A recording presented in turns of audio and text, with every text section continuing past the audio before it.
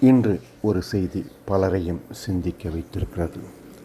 நேற்று வரை சிரித்து பேச வைத்த நடிகர் ராஜ்பால் யாதவ் கூட இன்று கடன் சுமையை எதிர்கொள்கிறார் என்ற செய்தி வெளிவந்துள்ளது.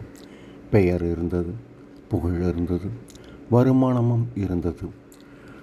ஆனால் சரியான நிதி திட்டமிடல் இல்லையெனில் கடின நேரம் யாரையும் திகைக்க வைக்கும்.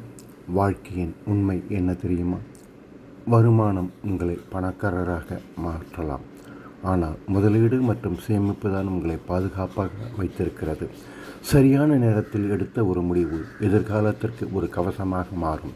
இல்லையெனில் திடீர் சிக்கல்கள் அனைத்தையும் குலைக்கலாம். ஆகையால் இன்று முதல் ஒரு விதி அமைத்து கொள்ளுங்கள். கண்டிப்பாக சம்பாதிக்கவும், ஆனால் சேமிக்கவும், முதலீடு செய்யவும் ஒருபோதும் மறக்காதீர்கள். உங்களின் குடும்பம் பாதுகாப்பாக இருக்க காப்பீடு அவசியம்.